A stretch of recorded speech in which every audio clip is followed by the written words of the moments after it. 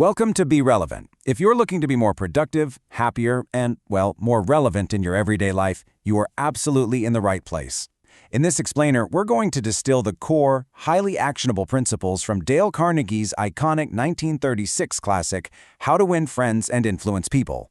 We aren't just talking theory here. We are transforming this foundational text into a practical, everyday guide for you. It's all about mastering the people skills that actually drive real success. Today's roadmap is straightforward. We're looking at four main areas: the human emotional core, the fundamentals of handling people, likability and persuasion, and finally, leading without resentment. So let's jump right into part one, the human emotional core, where we figure out the actual driving forces behind human behavior. Now think about this for a second. What is the absolute deepest urge in human nature? Sure, we all want the basics, right? Food, sleep, money, security. But Dale Carnegie challenges us to look at one specific human craving that is almost never fully gratified. It's a hunger literally as deep as the need for food. As the brilliant psychologist William James put it, the deepest principle in human nature is the craving to be appreciated. And pay close attention to that word, craving. It's not just a casual wish or a nice to have. It is a desperate, burning need.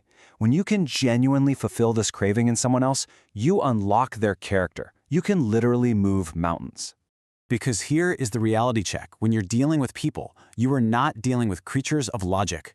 Not at all. We are creatures of emotion, bristling with prejudices, and completely motivated by our own pride and vanity. This is exactly why throwing pure logic at an argument usually fails. You have to appeal to their emotional core first. If you bruise their ego, they won't even hear your logic.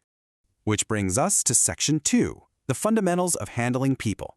This is all about stripping away toxic habits so we can build genuine connections.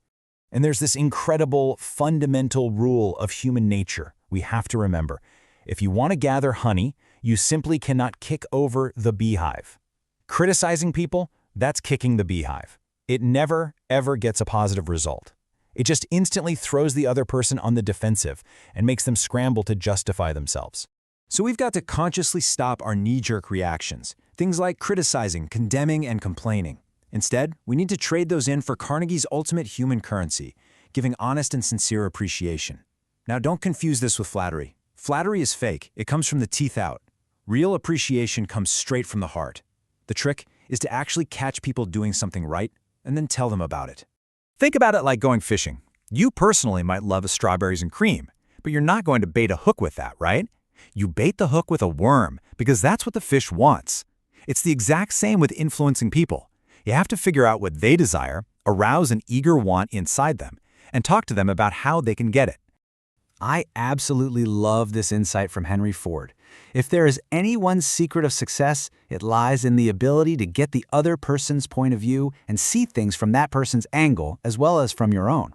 Before you go into your next tricky conversation, just pause. Ask yourself, how would I react if I were in their shoes? That simple Socratic question is a total game changer. It gets you out of your own head and aligns you perfectly with the person you're talking to. All right, moving right along to Section 3, likability and persuasion. Let's look at the actual daily mechanics of making friends and navigating those inevitable disagreements. We've got four incredibly powerful actions you can start doing today. First, show genuine interest. Unselfishly put yourself out there. You will seriously make more friends in 2 months by being interested in them than you would in 2 years of trying to get them interested in you. Second, smile. Be a messenger of goodwill. Third, really listen. Encourage people to talk about themselves. And fourth, make them feel important by sincerely validating what makes them unique. And here's a massive pro tip. Remember their name. Carnegie learned early on that the sweetest and most important sound in any language is a person's own name. It's basically a magic social grace. To the average person, their name is the most important word in the entire dictionary. When you remember it and you actually use it, you're paying them an enormous unspoken compliment.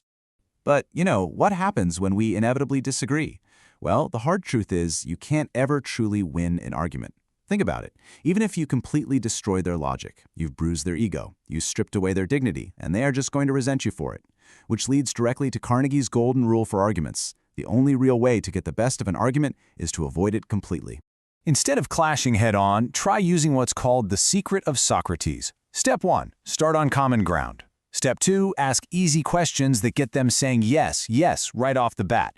You're building up this psychological momentum of agreement, and then, once you have that yes momentum going, Step 3 is seamlessly leading them to that new ground without any friction.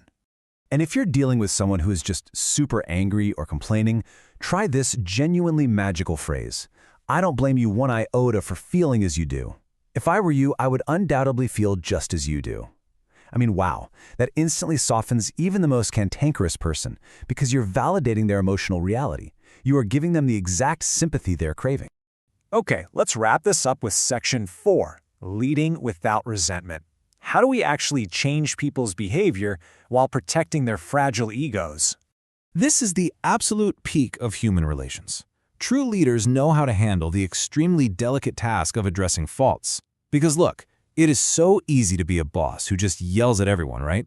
But it takes a true leader to change behavior while keeping morale high and completely avoiding resentment. So here is your ultimate leadership toolkit. Always, always begin with praise and appreciation. It's kind of like the dentist's Novocaine before the drill. Then call out mistakes indirectly. Talk about your own mistakes first to show you're human, make the faults seem super easy to correct, and give them a fine reputation to live up to. Remember the story of industrialist Charles Schwab? He saw his workers smoking right under a no-smoking sign. Instead of yelling, he just handed them each a cigar and said, "I'd appreciate it if you smoked these outside." He made his point perfectly, but he completely protected their pride. And this exact same approach applies to giving directions. Literally, no one likes taking direct, barking orders like, "Do this immediately." But if you couch your requests as questions like, "Do you think this would work better?" or "What are your thoughts on handling it this way?" you stimulate their creativity. You make them genuinely glad to cooperate with you. The absolute most crucial point in all of this: let the other person save face. Always. When General Electric had to demote Charles Steinmetz, who was a total genius but a terrible department head, they didn't fire him or embarrass him. They just gave him a brand new, highly prestigious-sounding title, consulting engineer. They let him save face, and because of that, he stayed fiercely loyal to the company. We can never forget that abilities absolutely wither under criticism, but they blossom under encouragement. Think about the incredible story of a young blind boy in Detroit. His teacher asked him to use his highly gifted ears to help find a mouse in the classroom. It was literally the first time anyone had ever praised his hearing. That one single act of lavish encouragement completely changed the trajectory of his life. That little boy grew up to be Stevie Wonder.